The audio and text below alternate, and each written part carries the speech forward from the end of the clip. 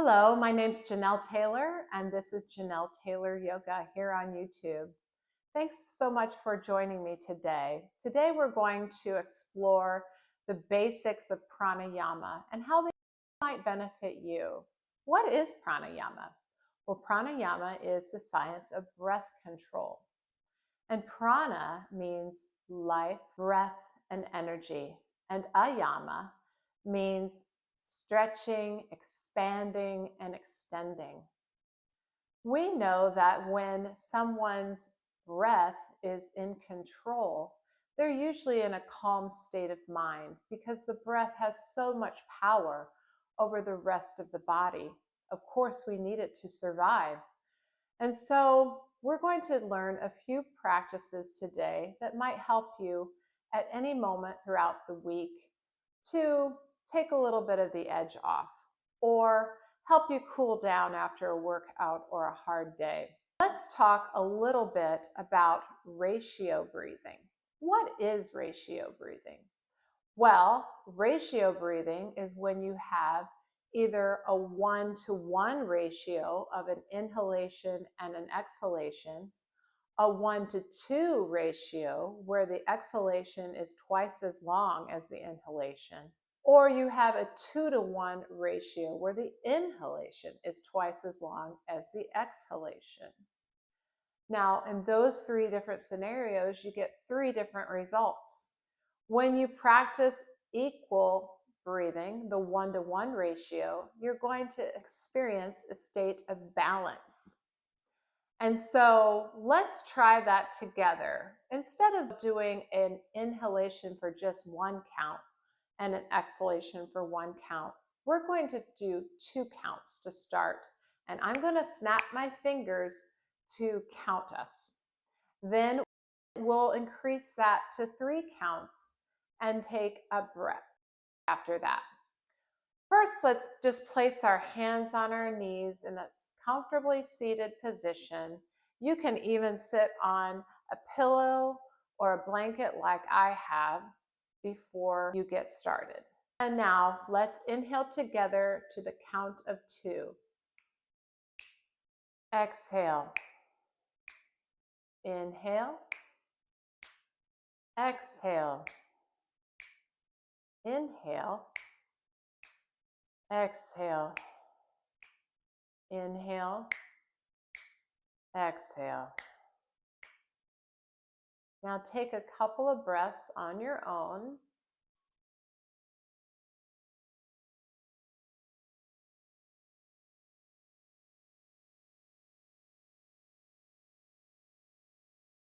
How does that feel? The 1-to-1 ratio breathing, of course, is to help establish balance. And of course, you can ramp those inhalations up and exhalations, but you always want to have equal counts on both sides. If you want to energize yourself throughout the day, and I know I always have a slump after lunchtime, then you might want to try the 2-to-1 ratio technique. And that means you would inhale twice as long as you exhale. Of course, you could do 2 counts up and 1 count down. You could do 4 counts up and 2 counts down. So why don't we try that together? And if you didn't notice on the first time, you'll notice this time as I inhale and exhale, I'm breathing in and out through my nose. We don't want to open our mouth for this, and I'll tell you why in just a little bit. So if we can, let's keep our mouths closed, but the jaw is soft and relaxed. And let's inhale to the count of 4 and exhale the count of 2. We'll do this a few times together. Here we go. Inhale. Exhale. Inhale. Exhale. Inhale. Exhale. Inhale. Exhale. And good job.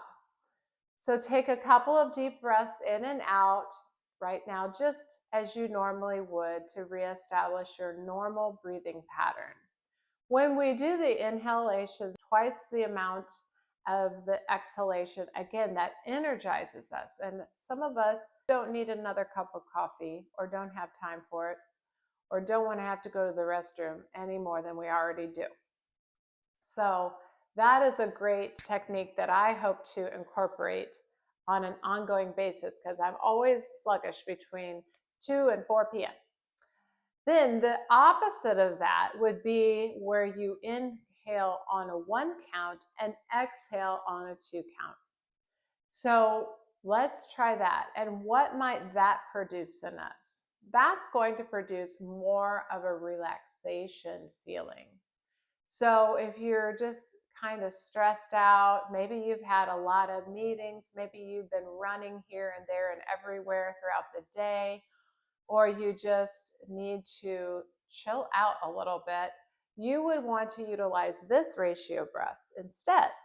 So we're going to inhale this time on a 2 count, and we're going to exhale on a 4 count. So we keep that 1-to-2 ratio the same, but instead we're just extending the length of the exercise. So again, I'm going to snap my fingers and you can follow along with me. Here we go. Inhale, exhale, inhale, exhale, inhale, exhale, inhale, exhale. And go ahead and let your natural breath come back. Get in your natural rhythm. We'll take a few moments now to establish that.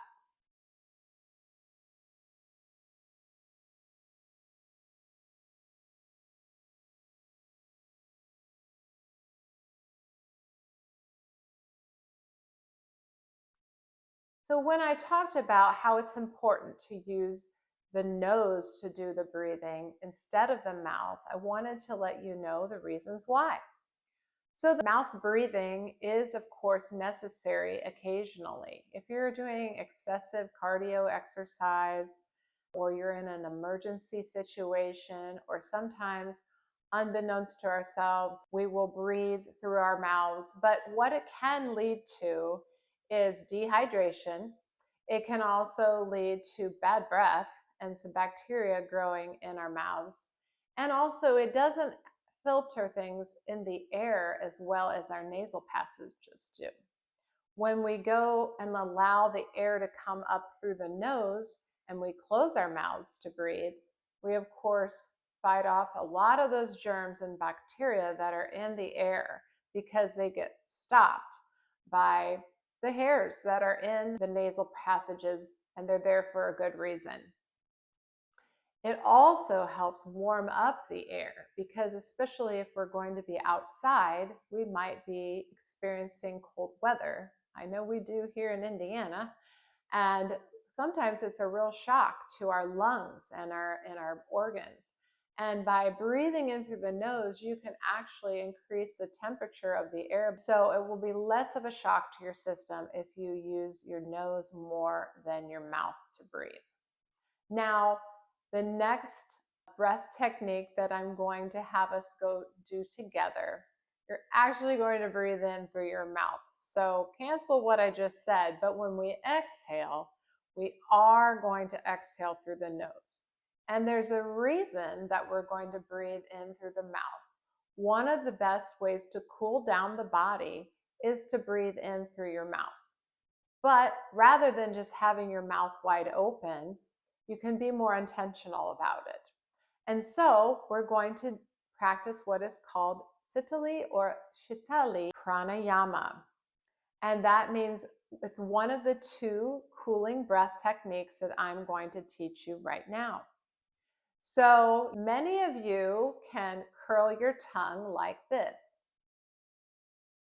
If you cannot curl your tongue like that, and some people can't because they're born that way, and that's perfectly fine, you will utilize your mouth like this in an O fashion, as though you're about to drink through a straw.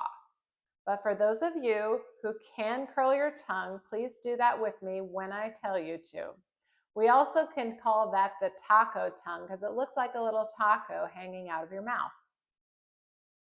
So when we get ready to do the Sitaki breathing, we'll extend our tongue out, or we'll purse our lips in an O fashion, and we'll breathe in through our mouth through the tongue, drawing in the cool air into our mouth, on down our throat and into the lungs. This is a great thing to do when you've had a hard day, you're very stressed out, maybe you're angry, maybe you're trying to cool down, or for women who are experiencing hot flashes, this is an excellent way to cool down rather quickly. So if you're not already, please be seated in a comfortable cross-legged position. And you're going to place your hands in the Ghana Mudra position, which means your first fingers and your thumbs are going to touch, and they're just going to rest on your knees like this. And that helps bring focus to what you're about to do. You can also close your eyes during any of these techniques, which might help you be less distracted. So I'm going to close my eyes right now so that I can guide you through this breath technique. So go ahead and extend that tongue, and then you're going to inhale on the count of 4. Inhale. Exhale through the nose. Inhale through the tongue. Exhale through the nose. Inhale through the tongue. Exhale through the nose. And come back to a normal breathing pattern. Remember to stay seated in a tall, upright fashion. Your spine is extended so that you can really have that full breath. All of your lungs get filled up with air, and you're drawing it all the way down into the torso rather than just into the chest. The second technique that is very similar and very similarly named is called Sitkari breathing. And you can also do this for the same reasons. You would use the same hand positioning. You can close your eyes when doing this, but instead of rolling the tongue, what we're going to do is keep our teeth together. We're going to give a little bit of a smile, but don't clench your teeth, of course. And then you're going to draw the breath in through your teeth in a hissing sound, and then exhale through the nose. So we're going to try this together. Again, I'm going to snap my fingers so that you can be sure to know what your count is. And of course, if you have more lung capacity, you can do this for longer periods of time. You can do it higher counting levels, but 4 is a good practicing level, especially for beginners. So here we go. We're going to try this together. I'm going to try to talk you through it, but also demonstrate it. So give me some grace. Here we go. Inhale. Exhale. Inhale. Exhale. Inhale. Exhale. One more time. Inhale. Exhale. And you can open your eyes. You can relax.